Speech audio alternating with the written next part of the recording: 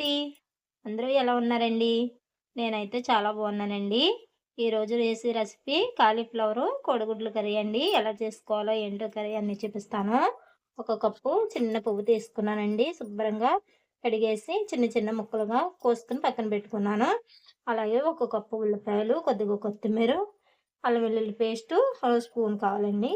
చిన్న కప్పు టమాటా ముక్కలు సన్నగా కట్ చేసుకుని పక్కన పెట్టుకోవాలి. అలాగే ఉడికించి పెట్టుకున్న ఒక 3 గుడ్లు తీసుకున్నాను. గరం మసాలా, కొద్దిగా కారం, పసుపు, సాల్ట్, కొద్దిగా కరివేపాకు, ఒక 2 పచ్చిమిర్చి సీల్స్, అలాగే ఆయిలు.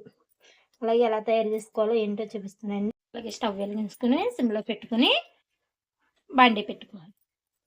బాండీ పెట్టుకున్న తర్వాత దీంట్లో ఒక డొక్కు ఆయిల్ వేస్తానండి. ఒక 3 టేబుల్ స్పూన్లు ఉంటుంది ఆయిల్. ఆయిల్ కాగింది. ఆయిల్ కాగిన తర్వాత దీంట్లో కొద్దిగా పసుపు, అలాగే దీంట్లో కొద్దిగా కారం, దీంట్లో కొద్దిగా సాల్ట్ వేసుకుని దీంట్లోని గుడ్లు వేసుకోవాలి.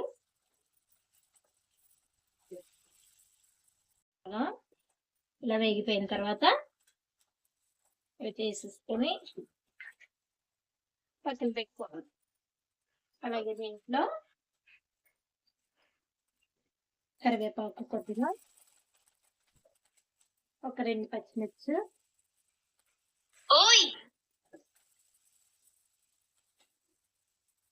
వేసుకున్న తర్వాత దీంట్లోనే ఒక కప్పు ఉల్లిపాయలు,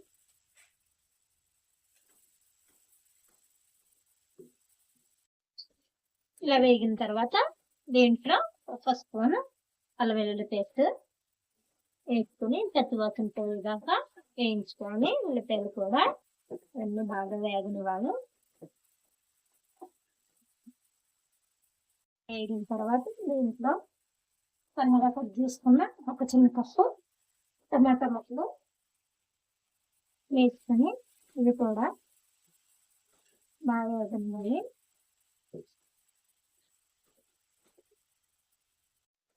ఇలా బాగా వేగిన తర్వాత ఒకసారి ఇలా కలుపుకున్న తర్వాత వేగిపోయినాయండి ఇవి. దీంట్లో ముందుగా శుభ్రం చేసుకున్న కడిగి పెట్టుకున్న కాలీఫ్లవర్ ముక్కలు వేసుకోవాలి. ఇవి కూడా ఒక 5 నిమిషాలు ఇలాగ నూనెలో మగ్గనివ్వాలి. మూత పెట్టేసుకుంటే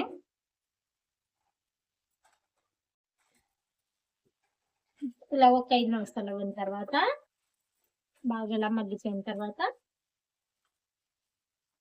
ఇలా మెత్తబడిపోవాలి. ముక్క మెత్తబడిపోయిన తర్వాత దీంట్లో కొద్దిగా పసుపు,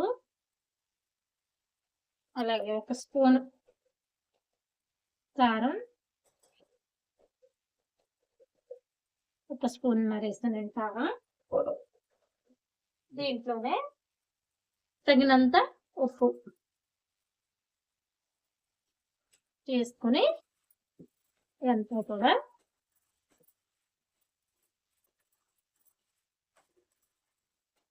బాగా కలుపుకోవాలి. కలుపుకొని దీంట్లోనే ఇప్పుడు కొద్దిగా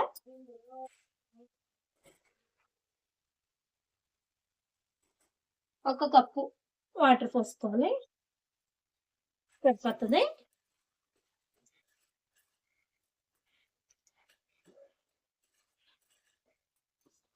ఒక కప్పు వాటర్ పోసుకున్న తర్వాత గుడ్లు వేపుకుని పక్కన పెట్టుకున్నాయి కూడా వేసుకొని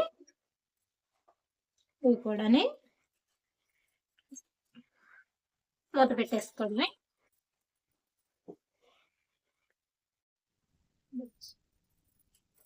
ఇలా దగ్గరికి వచ్చిన తర్వాత మధ్య మధ్యలో కలుపుకుంటూ చూసుకోవాలండి. ఇలాగా ఒక 1/2 టీ స్పూన్ గరం మసాలా వేసుకొని